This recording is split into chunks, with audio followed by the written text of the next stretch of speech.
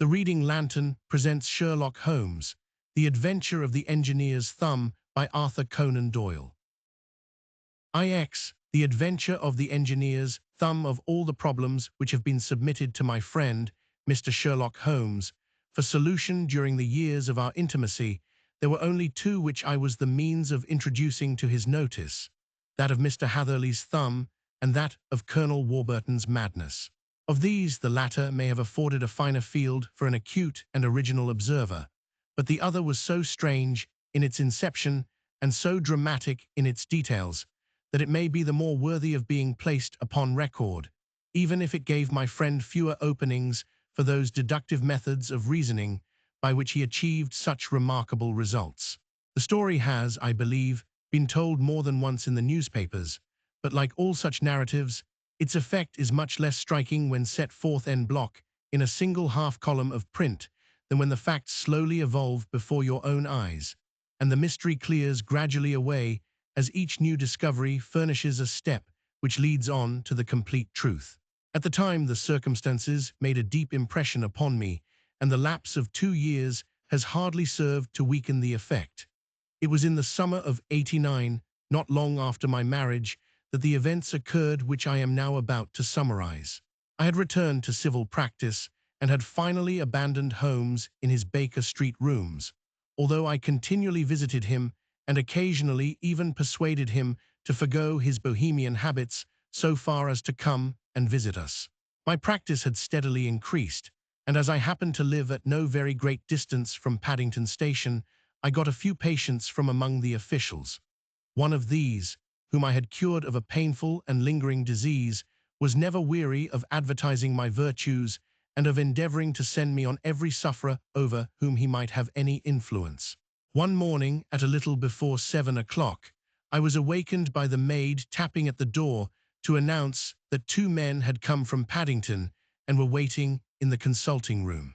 I dressed hurriedly, for I knew by experience that railway cases were seldom trivial, and hastened downstairs. As I descended, my old ally, the guard, came out of the room and closed the door tightly behind him. "I've got him here," he whispered, jerking his thumb over his shoulder. "He's all right." "What is it, then?" I asked, for his manner suggested that it was some strange creature which he had caged up in my room. "It's a new patient," he whispered.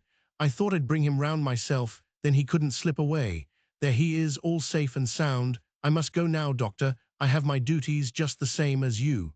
And off he went, this trusty tout, without even giving me time to thank him. I entered my consulting room and found a gentleman seated by the table. He was quietly dressed in a suit of heather tweed with a soft cloth cap which he had laid down upon my books. Round one of his hands he had a handkerchief wrapped, which was mottled all over with bloodstains. He was young, not more than 25, I should say, with a strong, masculine face.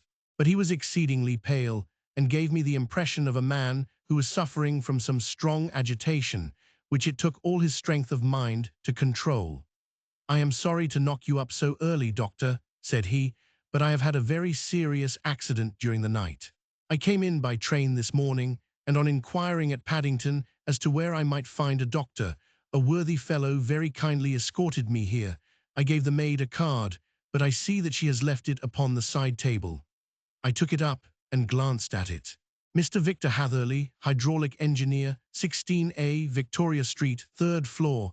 That was the name, style, and abode of my morning visitor. "I regret that I have kept you waiting," said I, sitting down in my library chair. "You are fresh from a night journey, I understand, which is in itself a monotonous occupation." "Oh, my night could not be called monotonous," said he, and laughed. He laughed very heartily, with a high, ringing note, leaning back in his chair and shaking his sides. All my medical instincts rose up against that laugh. "Stop it," I cried. "Pull yourself together," and I poured out some water from a carafe. It was useless, however. He was off in one of those hysterical outbursts which come upon a strong nature when some great crisis is over and gone. Presently he came to himself once more, very weary and pale-looking. "I have been making a fool of myself," he gasped. "Not at all. Drink this." I dashed some brandy into the water, and the color began to come back to his bloodless cheeks. "That's better," said he. "And now, doctor, Perhaps you would kindly attend to my thumb, or rather to the place where my thumb used to be." He unwound the handkerchief and held out his hand. It gave even my hardened nerves a shudder to look at it. There were 4 protruding fingers and a horrid red, spongy surface where the thumb should have been. It had been hacked or torn right out from the roots. "Good heavens," I cried, "this is a terrible injury." "It must have bled considerably." "Yes, it did. I fainted when it was done, and I think that I must have been senseless for a long time. When I came to, I found that it was still bleeding, so I tied one end of my handkerchief very tightly round the wrist and braced it up with a twig." "Excellent. You should have been a surgeon. It is a question of hydraulics, you see, and came within my own province." "This has been done," said I, examining the wound, "by a very heavy and sharp instrument." "A thing like a cleaver," said he. "An accident, I presume?" "By no means." "What, a murderous attack? Very murderous indeed. You horrify me." I sponged the wound, cleaned it, dressed it, and finally covered it over with cotton wadding and carbolized bandages. He lay back without wincing, though he bit his lip from time to time. "How is that?" I asked when I had finished. "Capital. Between your brandy and your bandage, I feel a new man. I was very weak, but I have had a good deal to go through. Perhaps you had better not speak of the matter. It is evidently trying to your nerves." "Oh no, not now. I shall have to tell my tale to the police. But between ourselves, if it were not for the convincing evidence of this wound of mine, I should be surprised if they believed my statement, for it is a very extraordinary one, and I have not much in the way of proof with which to back it up. And even if they believe me, the clues which I can give them are so vague that it is a question whether justice will be done." "Ha!" cried I, "if it is anything in the nature of a problem which you desire to see solved, I should strongly recommend you to come to my friend, Mr. Sherlock Holmes, before you go to the official police." "Oh, I have heard of that fellow," answered my visitor, "and I should be very glad if he would take the matter up. Though, of course, I must use the official police as well. Would you give me an introduction to him? I'll do better. I'll take you round to him myself. I should be immensely obliged to you. We'll call a cab and go together. We shall just be in time to have a little breakfast with him. Do you feel equal to it?" "Yes, I shall not feel easy until I have told my story. Then my servant will call a cab, and I shall be with you in an instant." I rushed upstairs, explained the matter shortly to my wife, and in 5 minutes was inside a hansom, driving with my new acquaintance to Baker Street. Sherlock Holmes was, as I expected, lounging about his sitting room in his dressing gown, reading the agony column of the Times, and smoking his before-breakfast pipe, which was composed of all the plugs and dottles left from his smokes of the day before, all carefully dried and collected on the corner of the mantelpiece. He received us in his quietly genial fashion, ordered fresh rashers and eggs, and joined us in a hearty meal.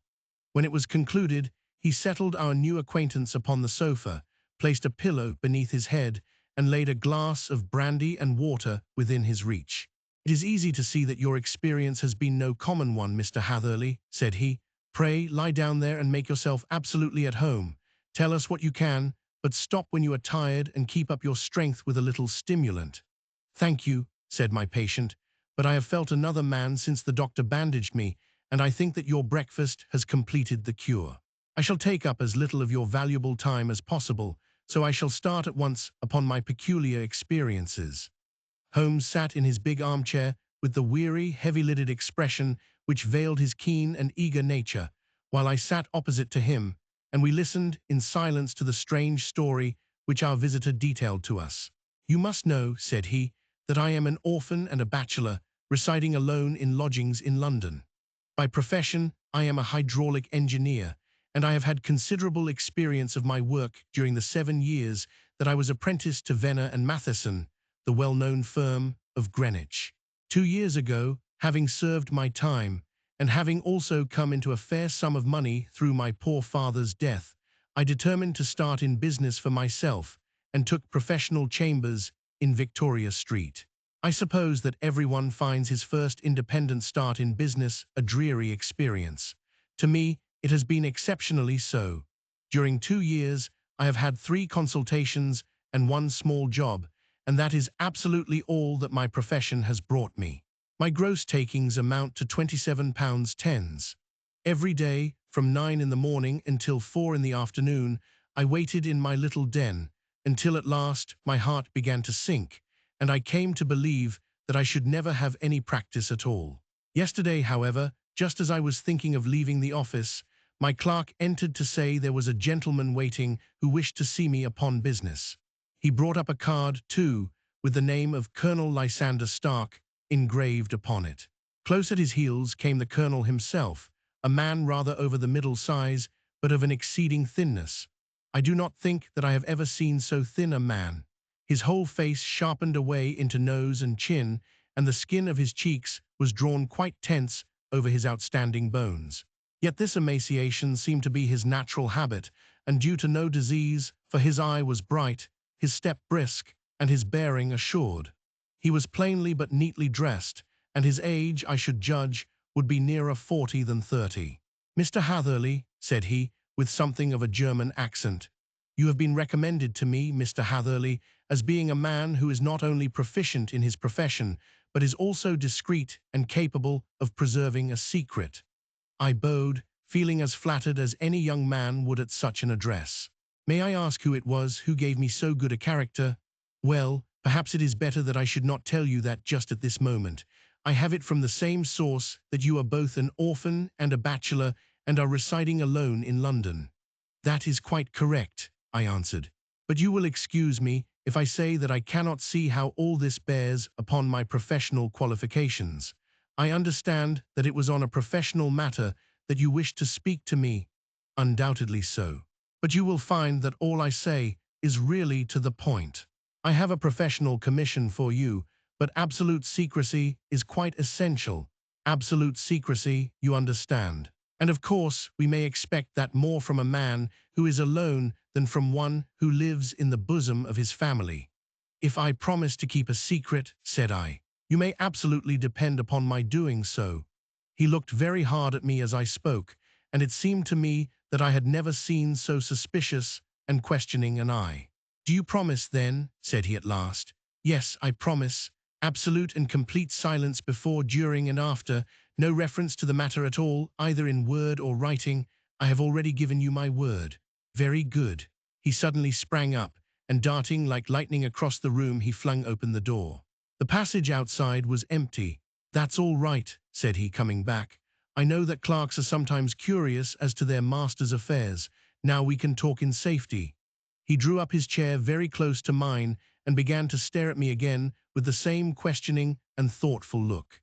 A feeling of repulsion and of something akin to fear had begun to rise within me at the strange antics of this fleshless man. Even my dread of losing a client could not restrain me from showing my impatience. "I beg that you will state your business, sir," said I. "My time is of value." Heaven forgive me for that last sentence, but the words came to my lips. "How would 50 guineas for a night's work suit you?" he asked. "Most admirably. I say a night's work, but an hour's would be nearer the mark. I simply want your opinion about a hydraulic stamping machine which has got out of gear. If you show us what is wrong, we shall soon set it right ourselves. What do you think of such a commission as that? The work appears to be light and the pay munificent." "Precisely so. We shall want you to come tonight by the last train." "Where to?" "To Iford in Berkshire. It is a little place near the borders of Oxfordshire and within 7 miles of Reading. There is a train from Paddington which would bring you there at about 11:15. "Very good. I shall come down in a carriage to meet you. There is a drive, then?" "Yes, our little place is quite out in the country. It is a good 7 miles from Iford station. Then we can hardly get there before midnight. I suppose there would be no chance of a train back. I should be compelled to stop the night." "Yes, we could easily give you a shakedown." "That is very awkward. Could I not come at some more convenient hour?" "We have judged it best that you should come late. It is to recompense you for any inconvenience that we are paying to you, a young and unknown man, a fee which would buy an opinion from the very heads of your profession. Still, of course, if you would like to draw out of the business, there is plenty of time to do so." I thought of the 50 guineas and of how very useful they would be to me. "Not at all," said I. "I shall be very happy to accommodate myself to your wishes. I should like, however, to understand a little more clearly what it is that you wish me to do. Quite so. It is very natural that the pledge of secrecy which we have exacted from you should have aroused your curiosity. I have no wish to commit you to anything without your having it all laid before you. I suppose that we are absolutely safe from eavesdroppers? Entirely. Then the matter stands thus. You are probably aware that Fuller's Earth is a valuable product, and that it is only found in 1 or 2 places in England. I have heard so. Some little time ago I bought a small place, a very small place, within 10 miles of Reading. I was fortunate enough to discover that there was a deposit of Fuller's Earth in one of my fields. On examining it, however, I found that this deposit was a comparatively small one, and that it formed a link between 2 very much larger ones upon the right and left, both of them, however, in the grounds of my neighbours. These good people were absolutely ignorant that their land contained that which was quite as valuable as a gold mine. Naturally, it was to my interest to buy their land before they discovered its true value, but unfortunately I had no capital by which I could do this. I took a few of my friends into the secret, however, and they suggested that we should quietly and secretly work our own little deposit, and that in this way we should earn the money which would enable us to buy the neighboring fields. This we have now been doing for some time, and in order to help us in our operations, we erected a hydraulic press.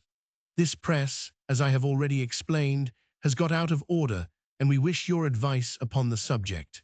We guard our secret very jealously, however, and if it once became known that we had hydraulic engineers coming to our little house, it would soon rouse inquiry, and then, if the facts came out, it would be goodbye to any chance of getting these fields and carrying out our plans. That is why I have made you promise me that you will not tell a human being that you are going to Eyford tonight. I hope that I make it all plain. I quite follow you, said I. The only point which I could not quite understand was what use you could make of a hydraulic press in excavating Fuller's Earth, which, as I understand, is dug out like gravel from a pit. Ah, said he carelessly, we have our own process. We compress the earth into bricks, so as to remove them without revealing what they are. But that is a mere detail. I have taken you fully into my confidence now, Mr. Hatherley, and I have shown you how I trust you. He rose as he spoke.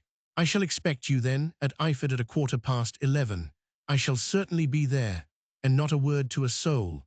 He looked at me with a last long, questioning gaze, and then, pressing my hand in a cold, dank grasp, he hurried from the room. Well, when I came to think it all over in cool blood, I was very much astonished, as you may both think, at this sudden commission which had been entrusted to me. On the one hand, of course, I was glad, for the fee was at least tenfold what I should have asked had I set a price upon my own services, and it was possible that this order might lead to other ones. On the other hand, the face and manner of my patron had made an unpleasant impression upon me, and I could not think that his explanation of the Fuller's Earth was sufficient to explain the necessity for my coming at midnight, and his extreme anxiety lest I should tell anyone of my errand. However, I threw all fears to the winds, ate a hearty supper, drove to Paddington, and started off, having obeyed to the letter the injunction as to holding my tongue. At Reading, I had to change not only my carriage but my station. However, I was in time for the last train to Eyford, and I reached the little dim-lit station after 11 o'clock. I was the only passenger who got out there, and there was no one upon the platform save a single sleepy porter with a lantern. As I passed out through the wicket gate, however, I found my acquaintance of the morning waiting in the shadow upon the other side. Without a word, he grasped my arm and hurried me into a carriage, the door of which was standing open. He drew up the windows on either side, tapped on the woodwork, and away we went as fast as the horse could go. One horse, interjected Holmes. Yes, only one. Did you observe the colour? Yes, I saw it by the side lights when I was stepping into the carriage.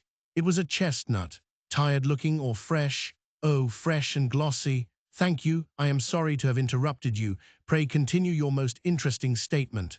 Away we went then, and we drove for at least an hour.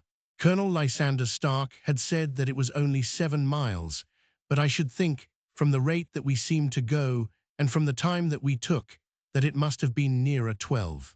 He sat at my side in silence all the time, and I was aware, more than once when I glanced in his direction, that he was looking at me with great intensity.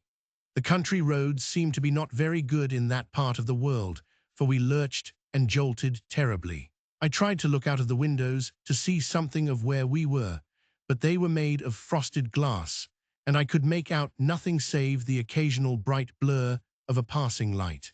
Now and then I hazarded some remark to break the monotony of the journey, but the colonel answered only in monosyllables, and the conversation soon flagged. At last, however, the bumping of the road was exchanged for the crisp smoothness of a gravel drive, and the carriage came to a stand. Colonel Lysander Stark sprang out, and as I followed after him, pulled me swiftly into a porch which gaped in front of us. We stepped, as it were, right out of the carriage and into the hall, so that I failed to catch the most fleeting glance of the front of the house. The instant that I had crossed the threshold, the door slammed heavily behind us, and I heard faintly the rattle of the wheels as the carriage drove away. It was pitch dark inside the house, and the colonel fumbled about looking for matches and muttering under his breath. Suddenly a door opened at the other end of the passage, and a long, golden bar of light shot out in our direction. It grew broader, and a woman appeared with a lamp in her hand, which she held above her head, pushing her face forward and peering at us. I could see that she was pretty, and from the gloss with which the light shone upon her dark dress, I knew that it was a rich material. She spoke a few words in a foreign tongue in a tone as though asking a question, and when my companion answered in a gruff monosyllable, she gave such a start that the lamp nearly fell from her hand. Colonel Stark went up to her, whispered something in her ear, and then, pushing her back into the room from whence she had come, he walked towards me again with the lamp in his hand. "Perhaps you will have the kindness to wait in this room for a few minutes," said he, throwing open another door. It was a quiet, little, plainly furnished room with a round table in the center, on which several German books were scattered. Colonel Stark laid down the lamp on the top of a harmonium beside the door. "I shall not keep you waiting an instant," said he, and vanished into the darkness. I glanced at the books upon the table, and in spite of my ignorance of German, I could see that two of them were treatises on science, the others being volumes of poetry. Then I walked across to the window, hoping that I might catch some glimpse of the countryside, but an oak shutter, heavily barred, was folded across it. It was a wonderfully silent house.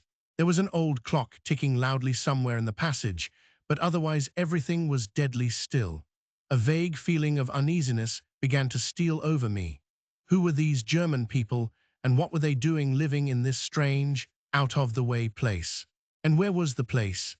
I was 10 miles or so from Eyford, that was all I knew, but whether north, south, east, or west, I had no idea. For that matter, Reading and possibly other large towns were within that radius, so the place might not be so secluded after all. Yet it was quite certain, from the absolute stillness, that we were in the country.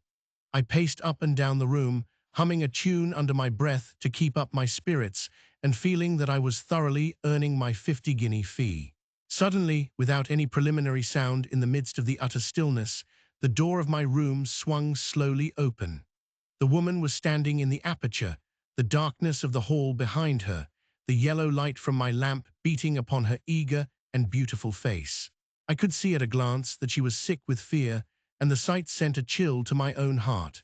She held up one shaking finger to warn me to be silent, and she shot a few whispered words of broken English at me, her eyes glancing back, like those of a frightened horse, into the gloom behind her.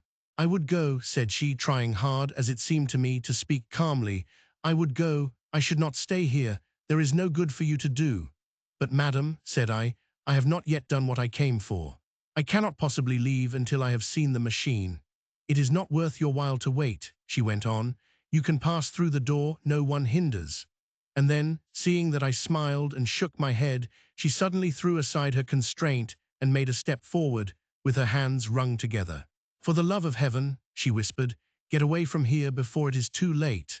But I am somewhat headstrong by nature, and the more ready to engage in an affair when there is some obstacle in the way. I thought of my 50-guinea fee, of my wearisome journey, and of the unpleasant night which seemed to be before me. Was it all to go for nothing? Why should I slink away without having carried out my commission, and without the payment which was my due? This woman might, for all I knew, be a monomaniac. With a stout bearing, therefore, though her manner had shaken me more than I cared to confess, I still shook my head and declared my intention of remaining where I was. She was about to renew her entreaties when a door slammed overhead, and the sound of several footsteps was heard upon the stairs. She listened for an instant, threw up her hands with a despairing gesture, and vanished as suddenly and as noiselessly as she had come. The newcomers were Colonel Lysander Stark and a short, thick man with a chinchilla beard growing out of the creases of his double chin, who was introduced to me as Mr. Ferguson. "This is my secretary and manager," said the colonel. "By the way, I was under the impression that I left this door shut just now. I fear that you have felt the draught." "On the contrary," said I opened the door myself because I felt the room to be a little close."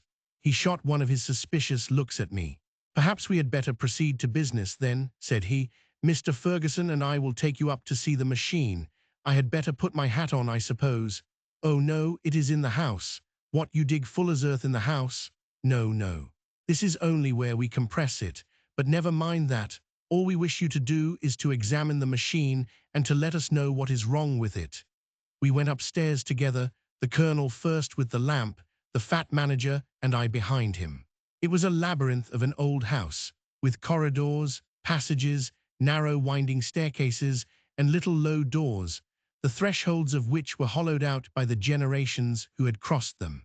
There were no carpets, and no signs of any furniture above the ground floor, while the plaster was peeling off the walls, and the damp was breaking through in green, unhealthy blotches. I tried to put on as unconcerned an air as possible, but I had not forgotten the warnings of the lady, even though I disregarded them, and I kept a keen eye upon my two companions. Ferguson appeared to be a morose and silent man, but I could see from the little that he said that he was at least a fellow countryman. Colonel Lysander Stark stopped at last before a low door which he unlocked. Within was a small, square room in which the three of us could hardly get at one time. Ferguson remained outside, and the colonel ushered me in. "We are now," said he, "actually within the hydraulic press, and it would be a particularly unpleasant thing for us if anyone were to turn it on. The ceiling of this small chamber is really the end of the descending piston, and it comes down with the force of many tons upon this metal floor. There are small lateral columns of water outside which receive the force, and which transmit and multiply it in the manner which is familiar to you. The machine goes readily enough, but there is some stiffness in the working of it, and it has lost a little of its force. Perhaps you will have the goodness to look it over and to show us how we can set it right." I took the lamp from him, and I examined the machine very thoroughly. It was indeed a gigantic one, and capable of exercising enormous pressure. When I passed outside, however, and pressed down the levers which controlled it, I knew at once by the whishing sound that there was a slight leakage, which allowed a regurgitation of water through one of the side cylinders. An examination showed that one of the india-rubber bands, which was round the head of a driving rod, had shrunk so as not quite to fill the socket along which it worked. This was clearly the cause of the loss of power, and I pointed it out to my companions, who followed my remarks very carefully and asked several practical questions as to how they should proceed to set it right. When I had made it clear to them, I returned to the main chamber of the machine and took a good look at it to satisfy my own curiosity. It was obvious at a glance that the story of the fuller's earth was the merest fabrication, for it would be absurd to suppose that so powerful an engine could be designed for so inadequate a purpose. The walls were of wood, but the floor consisted of a large iron trough, and when I came to examine it, I could see a crust of metallic deposit all over it. I had stooped and was scraping at this to see exactly what it was when I heard a muttered exclamation in German and saw the cadaverous face of the colonel looking down at me. "What are you doing there?" he asked. I felt angry at having been tricked by so elaborate a story as that which he had told me. "I was admiring your fuller's earth," said I. "I think that I should be better able to advise you as to your machine if I knew what the exact purpose was for which it was used." The instant that I uttered the words, I regretted the rashness of my speech. His face set hard, and a baleful light sprang up in his grey eyes. "Very well," said he, "you shall know all about the machine." He took a step backward, slammed the little door, and turned the key in the lock. I rushed towards it and pulled at the handle, but it was quite secure, and did not give in the least to my kicks and shoves. "Hullo," I yelled. "Hullo, Colonel, let me out." And then suddenly in the silence I heard a sound which sent my heart into my mouth. It was the clank of the levers and the swish of the leaking cylinder. He had set the engine at work. The lamp still stood upon the floor where I had placed it when examining the trough. By its light I saw that the black ceiling was coming down upon me, slowly, jerkily, but, as none knew better than myself, with a force which must within a minute grind me to a shapeless pulp. I threw myself, screaming, against the door, and dragged with my nails at the lock. I implored the Colonel to let me out, but the remorseless clanking of the levers drowned my cries. The ceiling was only a foot or two above my head, and with my hand upraised, I could feel its hard, rough surface. Then it flashed through my mind that the pain of my death would depend very much upon the position in which I met it. If I lay on my face, the weight would come upon my spine, and I shuddered to think of that dreadful snap. Easier the other way, perhaps, and yet, had I the nerve to lie and look up at that deadly black shadow wavering down upon me? Already I was unable to stand erect, when my eye caught something which brought a gush of hope back to my heart. I have said that though the floor and ceiling were of iron, the walls were of wood. As I gave a last hurried glance around, I saw a thin line of yellow light between two of the boards, which broadened and broadened as a small panel was pushed backward. For an instant, I could hardly believe that here was indeed a door which led away from death. The next instant, I threw myself through and lay half fainting upon the other side. The panel had closed again behind me, but the crash of the lamp, and a few moments afterwards the clang of the two slabs of metal, told me how narrow had been my escape. I was recalled to myself by a frantic plucking at my wrist, and I found myself lying upon the stone floor of a narrow corridor, while a woman bent over me and tugged at me with her left hand, while she held a candle in her right. It was the same good friend whose warning I had so foolishly rejected. "Come, come," she cried breathlessly, "they will be here in a moment. They will see that you are not there. Oh, do not waste the so precious time, but come." This time, at least, I did not scorn her advice. I staggered to my feet and ran with her along the corridor and down a winding stair. The latter led to another broad passage, and just as we reached it, we heard the sound of running feet and the shouting of two voices, one answering the other from the floor on which we were and from the one beneath. My guide stopped and looked about her like one who is at her wit's end. Then she threw open a door which led into a bedroom, through the window of which the moon was shining brightly. "It is your only chance," said she. "It is high, but it may be that you can jump it." As she spoke, a light sprang into view at the further end of the passage, and I saw the lean figure of Colonel Lysander Stark rushing forward with a lantern in one hand and a weapon like a butcher's cleaver in the other. I rushed across the bedroom, flung open the window, and looked out. How quiet and sweet and wholesome the garden looked in the moonlight, and it could not be more than 30 feet down. I clambered out upon the sill, but I hesitated to jump until I should have heard what passed between my saviour and the ruffian who pursued me. If she were eluced, then at any risks, I was determined to go back to her assistance. The thought had hardly flashed through my mind before he was at the door, pushing his way past her, but she threw her arms round him and tried to hold him back. "Fritz, Fritz," she cried in English, "remember your promise after the last time. You said it should not be again. He will be silent. Oh, he will be silent. You are mad, Elise," he shouted, struggling to break away from her. "You will be the ruin of us. He has seen too much. Let me pass, I say." He dashed her to one side, and rushing to the window, cut at me with his heavy weapon. I had let myself go, and was hanging by the hands to the sill when his blow fell. I was conscious of a dull pain, my grip loosened, and I fell into the garden below. I was shaken, but not hurt by the fall, so I picked myself up and rushed off among the bushes as hard as I could run, for I understood that I was far from being out of danger yet. Suddenly, however, as I ran, a deadly dizziness and sickness came over me. I glanced down at my hand, which was throbbing painfully, and then, for the first time, saw that my thumb had been cut off and that the blood was pouring from my wound.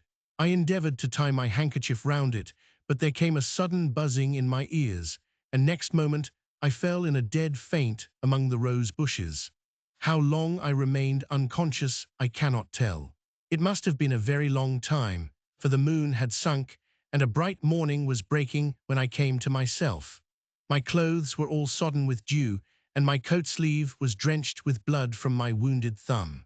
The smarting of it recalled in an instant all the particulars of my night's adventure, and I sprang to my feet with the feeling that I might hardly yet be safe from my pursuers. But to my astonishment, when I came to look round me, neither house nor garden were to be seen.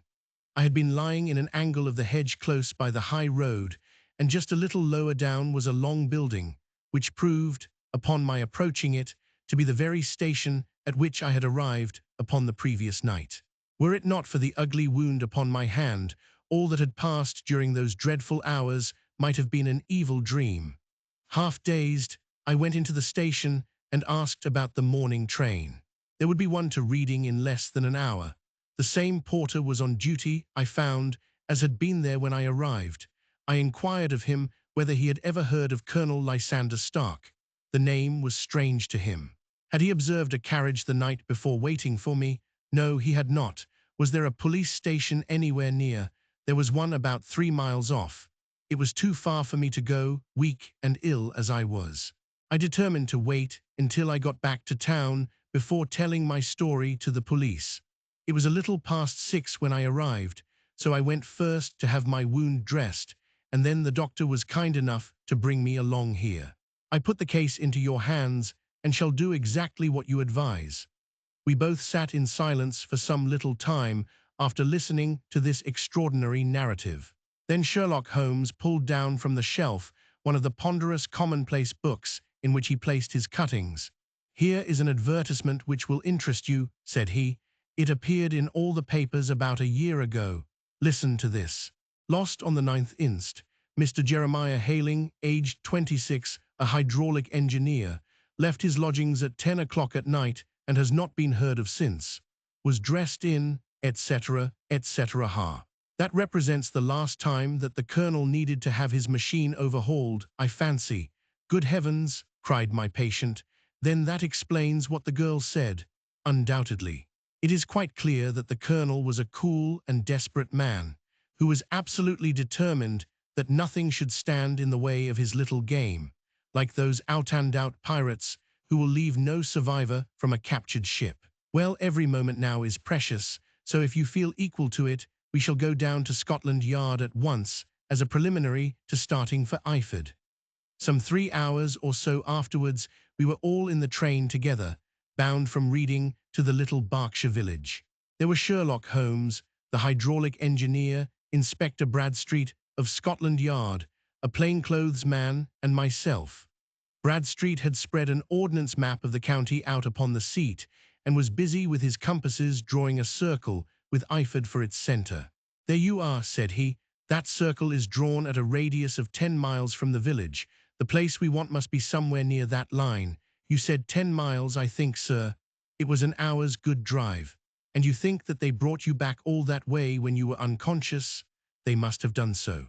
I have a confused memory, too, of having been lifted and conveyed somewhere."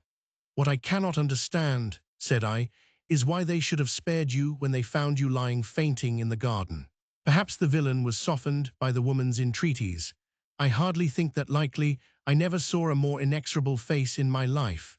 "Oh, we shall soon clear up all that," said Bradstreet. "Well, I have drawn my circle, and I only wish I knew at what point upon it the folk that we are in search of are to be found." "I think I could lay my finger on it," said Holmes quietly. "Really now," cried the inspector, "you have formed your opinion. Come, now we shall see who agrees with you. I say it is south, for the country is more deserted there." "And I say east," said my patient. "I am for west," remarked the plainclothes man. "There are several quiet little villages up there." "And I am for north," said I, "because there are no hills there, and our friend says that he did not notice the carriage go up any." Come, cried the inspector, laughing. It's a very pretty diversity of opinion. We have boxed the compass among us. Who do you give your casting vote to? You are all wrong, but we can't all be. Oh yes, you can. This is my point. He placed his finger in the center of the circle. This is where we shall find them. But the 12-mile drive, gasped Hatherley, 6 out and 6 back, nothing simpler. You say yourself that the horse was fresh and glossy when you got in.